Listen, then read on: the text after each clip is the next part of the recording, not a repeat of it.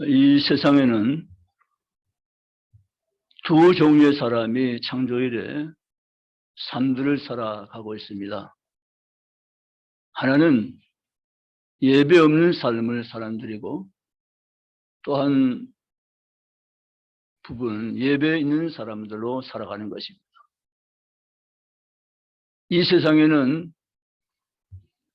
하나님에 대해서 무관심하며 사는 사람들이 있고, 하나님을 갈망하며 사는 사람들이 있습니다. 이 세상에는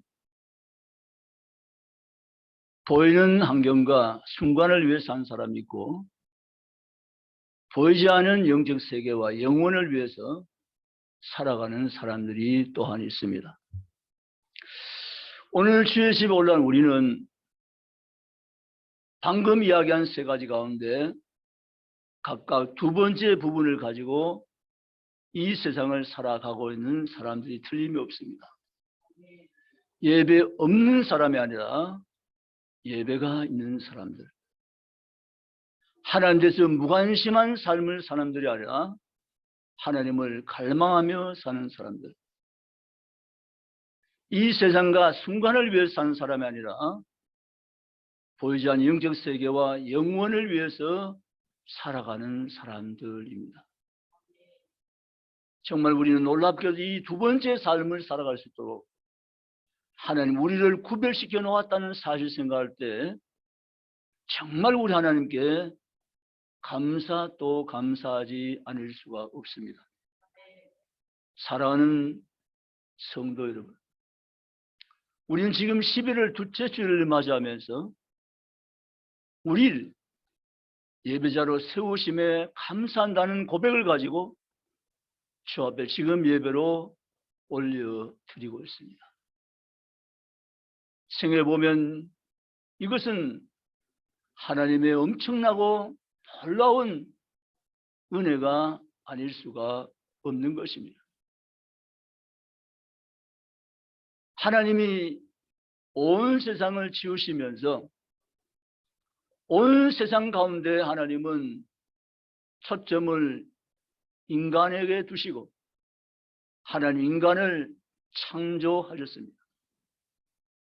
모든 것도 하나님의 선하심의 결과지만 더욱 인간은 하나님의 선하심이 가득 차 있는 존재로 하나님이 지어주셨습니다.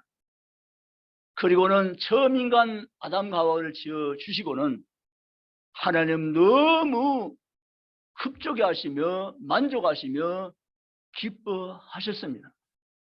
그리고 하나님의 인격을 넣어서 창조받은 아담 하와는 하나님을 하나님으로 섬기며 하나님으로 만족하며 기뻐하며 감사하며 그분을 영화롭게 하며 영적 생활을 잘 살아갔던 최초의 사람 아담 하와였습니다. 하나님이 사람을 지으신 것은 창조의 목적은 하나님이 인간을 예배자로 세워주었다는 사실입니다.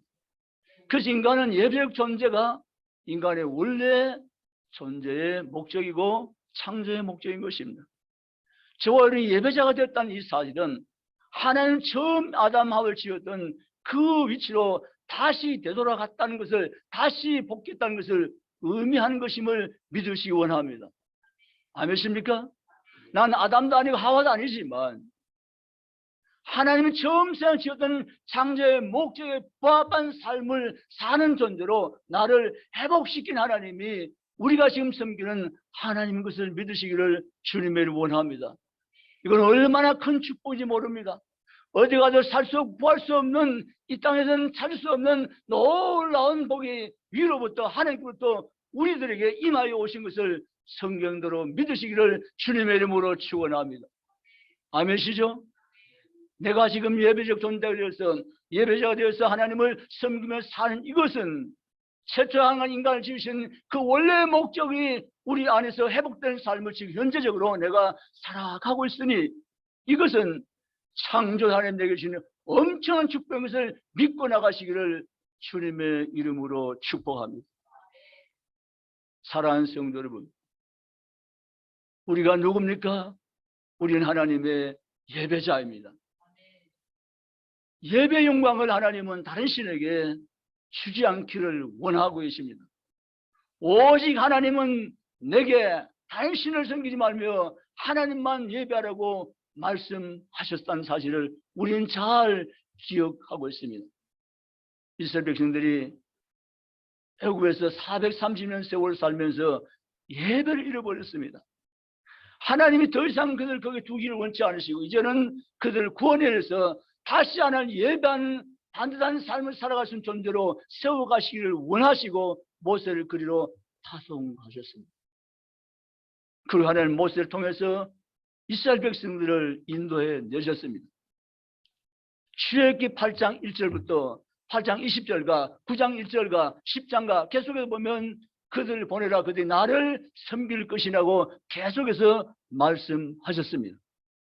사랑하는 성도 여러분, 두 번째는 창조의 목적에서 구원의 목적도 하나님 우리를 예배자로 세우시기 위함이었습니다. 아멘. 사랑하는 성도 여러분, 하나님 우리를 왜 구원하셨을까요? 여러 가지 이유가 있었지만 가장 근본적인 이유는 우리를 예배자로 세우시기 위해서 우리를 구원하셨습니다. 하나님 모세의 입술을 통해서 바로에게 선포했습니다. 내 백성을 보내라 그들이 강야에서 나를 섬길 것이라 하면 하나님을 섬기기 위해서 우리를 구원하셨다는 겁니다. 저를 구원하신 것은 하나님을 예배하기 위해서 하나님 섬긴 백성의 삶을 우리가 살아갈 수 있게 하기 위해서 우리를 죄에서 건지시고 구원하심을 믿고 주님을 예배하는 산세, 예배하며 산 삶에 최선을 다하는 성도가 다 되시기를 주님의 이름으로 축복합니다. 우리는 예배적 존재입니다. 하나님 예배하기 위해서 우리 이 땅을 살아가는 것입니다. 그래서 내 삶의 이유는 무엇입니까? 누가 뭐래도 내 삶의 이유는 예배입니다. 자신 있게 내가 말할 수 있는 것은 하나님이 우리를 구원하신 것은 예배하는 삶을 살도록 하시기 위해서 나를 죄에서 해방시켜서 구원해서 하나님의 나라 백성으로 만들어 주셨기 때문인 것입니다. 따라서 내 삶의 이유는 예배입니다. 할렐루야. 예배는 제사의 가치입니다. 인간이 가지고 있는 제사의 가치는 바로 예배입니다. 예배적 삶을 사는 것이 인생의 제사의 가치라는 사실을 믿으시기를 주님의 이름으로 축복합니다. 그래서 우리는 하나님의 삶의 이유는 예배입니다 고백하면서 신앙하면서 주님을 섬기고 있다는 놀라운 사실입니다. 여러분 삶의 이유가 무엇입니까? 왜 사세요? 하나님을 예배하기 위해서 나는 살고 있습니다. 내 삶의 이유는 하나님을 예배한 데 있는 것입니다. 누가 물어도 100번 물어도 똑같은 답을 나는 할 수 있는 것은 내 삶의 존재의 의미가 예배에 있기 때문입니다. 아멘. 믿으시기를 주의 원하면. 그래서 오늘 이 시간이 정말 귀한 시간입니다. 전라남도 신안군에 가면 또 그 옆에 있는 영광군에 가면 선교자 기념관 교회들이 몇 군데 있습니다. 1950년도에 북한군 내려와서 북한으로 올라가지 못하면서 남아있으면서 교회에 대한 엄청난 박해를 그들이 가했습니다. 염산교회 같은 교회 보면 77인이 순교한 교회입니다. 야월교회는 65인이 순교한 교회입니다.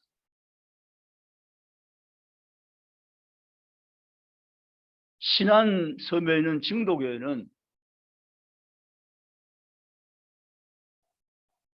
순교자 숫자는 많지 않지만 거기에도 순교 기념관이 있고 순교한 귀한 분들이 거기에 기념되어 있습니다. 야월교회를 보면 북한 공산 결의에 가지고 예배 자유가 상실되어지고 야월교회장을 공산당 사무실로 점령해서 쓰게 되자 예배 모임을 못 가지게 되었습니다. 그래서 가정 예배를 드리는데 일요일 날 우리가 말하는 주일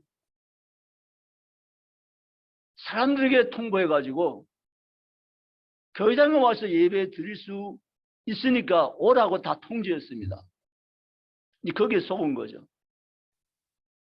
예배드리기 위해서 65명이 교회당으로 모여갔습니다. 그것은 그저 거짓이었고 속임수였습니다. 65인 모두를 그들은 죽였습니다. 순교되었습니다. 거기에는 이름도 그 교회 가면 붙여져 있는데 아이로부터 어른까지 무차별적으로 순교당한 것입니다. 여러분, 오늘의 기독교가 여기까지 교회되기 위해서는 어느 나라인지 순교자의 피가 흐르고 있습니다. 아멘이십니까? 순교자의 피 위에 세워진 교회를 해도 틀린 말은 아닌 것입니다.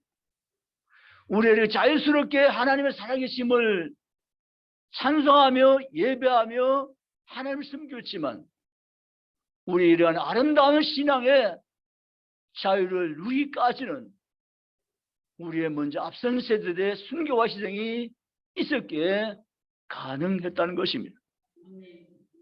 사랑하는 성도 여러분, 우리의 신앙의 선진들은 예배를 생명보다 더 소중히 여겼습니다.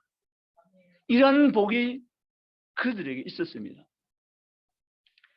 독일군이 예수 믿는 사람을 핍박하기 시작할 때입니다. 사실 600만 유대인이 독일군에 의해서 죽었습니다. 독일군이 예수 믿는 크리스찬들을 핍박하며 박해하며 처형할 때 일어난 한 사건의 예입니다. 구덩이를 파고 구덩이에 사람을 넣어서 묻어버린 생매장하는 사건입니다. 병사 가운데 일을 맡은 병사가 있었습니다. 그런데 이 병사가 총을 들고 구덩이에 몰아넣은 사람들을 참영시키는 데 동참했던 인물입니다. 그런데 이 병사의 눈에 신기한 것이 보였습니다. 이것은 천사의 놀라운, 이게 하나님의 신부만 천사의 놀라운 모습들이 이 멀쩡한 병사의 눈에 보인 것입니다. 구덩이로 이들을 몰아서 구덩이에 빠뜨리는데 한 명이 빠뜨려질 때마다 천사가 내려와서 이들의 영혼을 받아가는 것을 계속 보고 있습니다.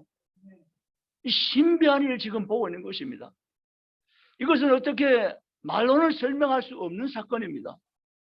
그래서 이 병사가 기절할 정도로 지금 두렵고 놀라웠습니다. 사람이 구덩이에 떨어질 때마다 천사가 내려서 받아가는 이 모습을 보는 것이야말로 이 사람이 엄청난 충격이고 두려움이었던 것입니다.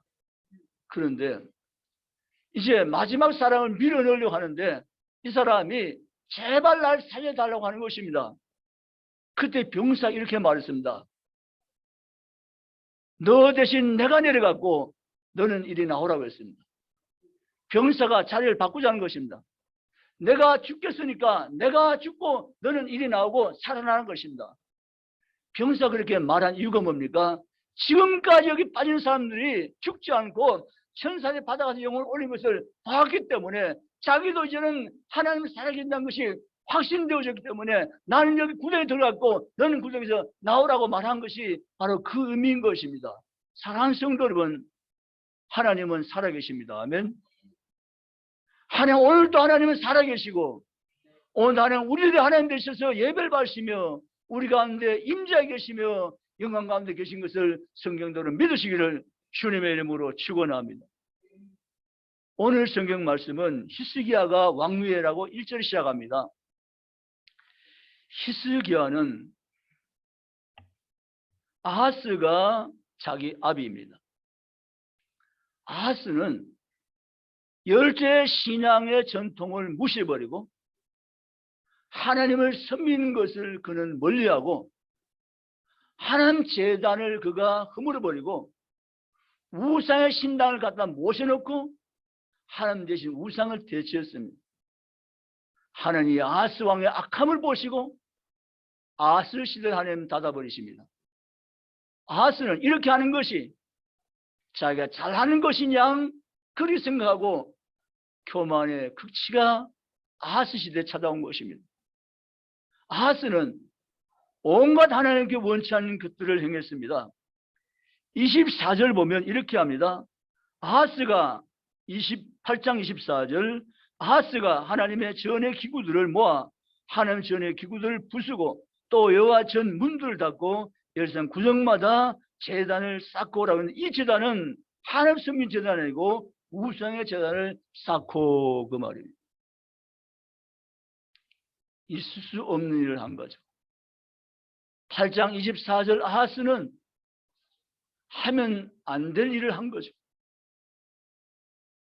그들의 하나님 아브라함 하나님, 이삭 하나님, 야곱 하나님, 다윗 하나님이 하나님 어떻게 섬겨왔던 것을 전에 들었던 그였지만은 그 모든 역사를 다 부정해버리고 자기 마음대로 판단하고 마음대로 고집하며 마음대로 생각하고 하나님 전에 기구를 부수고 문을 닫고 예배 제한을 없애버리고 이방의 제한, 우상 제한을 거기에 모셔서 섬기는 악함을 그는 섬지 않고 저지르던 인물이 아하스라는 인물이었다고 성경은 기록을 하고 있습니다.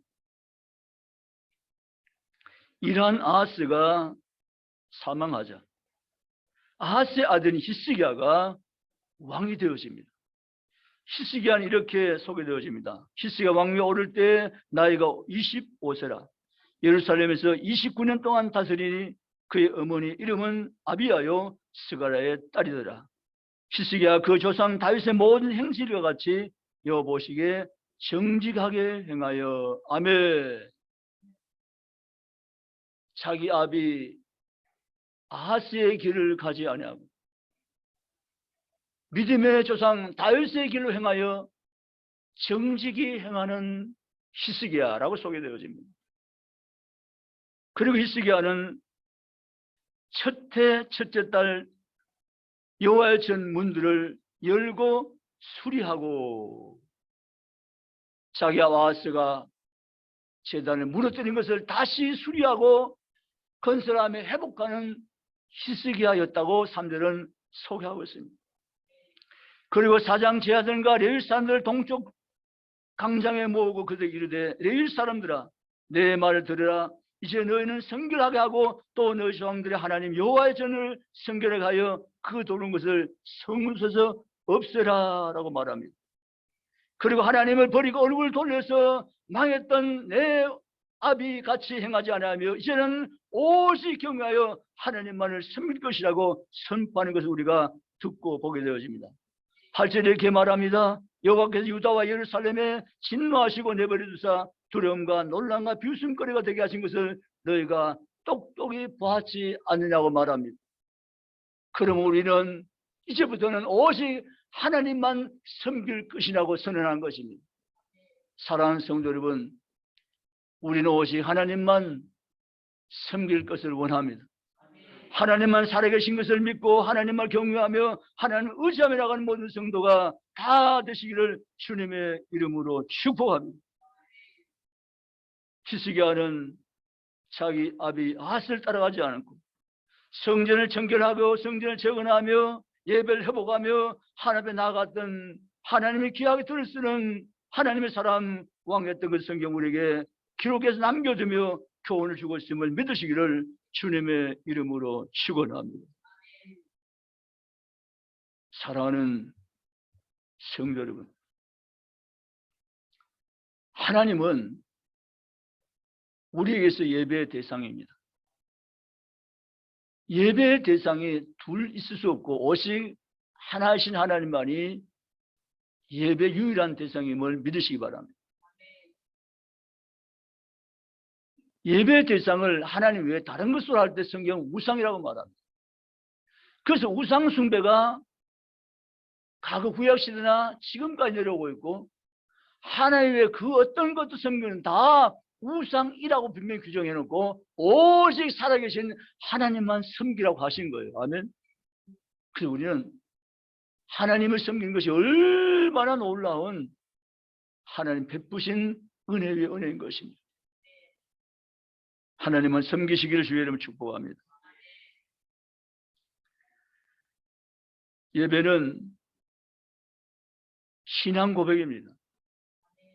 저희 오늘 이렇게 11시 예배 맞춰서 올라오신 것은 내 신앙을 하나님 앞에 현장에서 보여드린 것입니다. 신앙 고백 행위가 예배입니다. 그 예배가 없다면 신앙 고백을 하지 않고 있는 것입니다. 예배말로 유일한 신앙 고백이 가장 근본적인 것입니다. 그래서 우리는 하나님 앞에 예배한 것이 말로 그 어떤 것도 대치할 수 없는 것입니다. 다른 건 대치 가능한데 예배는 대치가 안 돼요.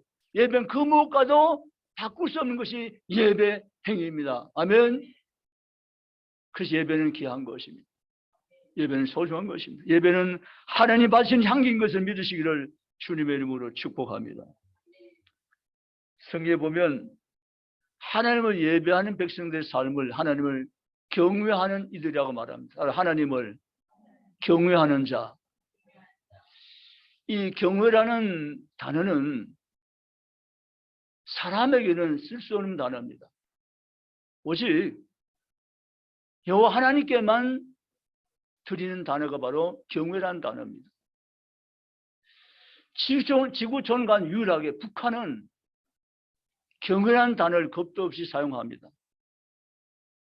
친애하는 수령동지 김일성을 경외합니다.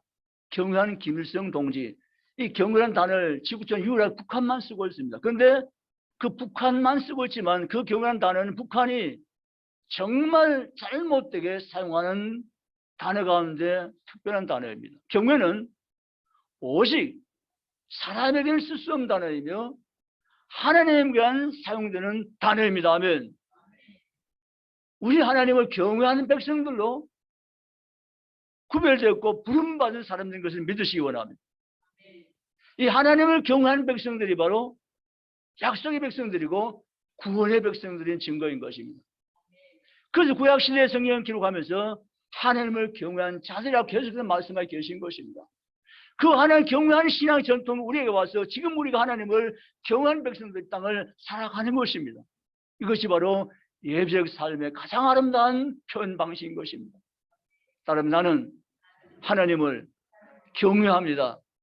할렐루야. 하나님을 경외한 자들, 하나님의 예배 대상임을 확실히 하고 하나님만 높이는 자들, 하나님만 영롭게 하며 그분을 기뻐하는 자들이 바로 예배자이고 하나님 백성인 것을 믿으시기를 주님의 이름으로 축원합니다. 오늘 아침에 나 자신을 보면 얼마나 내 자신의 존재가 빛나는 존재인가 몰라요. 우리 한번 따라할까요? 교회 가치는 십자가의 가치이다. 내 가치는 예배의 가치이다. 아멘. 아멘이시죠? 제가 시를 하나 읽으면서 정말 감동을 받았는데요. 오늘 새벽 기도 말했는데 두 번째 얘기인데, 기독교 문학인이 시를 지었는데 밤하늘에 빛나는 수많은 별들이 있다. 하나님 창조의 별이죠. 반짝반짝 빛나는 저 수많은 별들, 아름다운 별들, 밤을 밝혀주는 저 아름다운 별세계, 저 별 가운데 내 별도 있다. 참 별은 아름다움의 상징이기도 한 것입니다. 그런데요, 저 하늘에 있는 별 말고 진짜 또 다른 별이 있다고 말합니다. 그 별이 바로 당신이다라고 말합니다. 아멘이십니까? 옆에 보시다. 진짜 별은 당신이십니다. 할렐루야. 우리가 별입니다. 아멘. 사실 우린 별이 아니었습니다. 원래 인간은 별이었는데 그 별의 위치를 떠나버렸고 캄캄한 밤이 되어버렸습니다. 그러나 주 예수께서는 당신을 빛이시고 그 빛을 가지고 우리에게 오셔서 우리가 있는 어둠을 다 몰아내시고 우리를 빛을 넣어서 빛의 존재가 되어가는 것을 믿으시기를 주의 이름으로 축원합니다. 아멘. 요한복음 1장에 나왔습니다. 빛이신 예수께서 우리에게 오셔서 우리의 모든 어려움을 다 물러가게 하시고 쫓아내게 하시고 우리 안에 빛을 넣어주었습니다. 그래서 우리는 빛의 존재로 다시 태어난 것입니다. 아멘. 그 진짜 별은 저 안에 반짝반짝 빛난 별이 아니라 내가 별이고 여러분이 별이요 우리가 별인 줄 믿습니다. 아멘. 아멘이십니까? 여러분 집에 가면 별이 있죠. 없나요? 전 집안 별이 하나 있어요. 여러분요. 가족이 별입니다. 아멘. 내가 별이고 너가 별이고 우리가 별입니다. 아멘. 밤하늘에 빛나는 아름다운 별이 있지만 그 별보다 하나님 정말 아끼시는 그런 별은 바로 예수 그리스도의 피로 다시 값지고 사신 하나님의 자녀들이 별인 것을 믿으시기를 주님의 이름으로 축원합니다. 아멘입니까? 옆에 있는 분이 함께 사는 분이 별인 것을 알고 더 존귀하게 여겨드리고 더 귀하게 여겨드리면서 사랑하며 섬기며 사시기를 주님의 이름으로 축복합니다. 여러분, 우리 하나님은 예배 가운데 우리를 만나주십니다. 그래서 예배는 만남입니다. 여러분, 지금 여기 올라와서 예배드리고 있는 것은 바로 하나님과 만남의 시간을 계속 누리고 있는 현장이 바로 예배입니다. 만약에 예배는 드렸는데 하나님과 만나지 못했다, 그건 일방적인 내가 예배 드렸을 뿐이지 그건 하나님과 교제가 이루어진 진정한 예배는 아니었다고 진단할 수밖에 없습니다.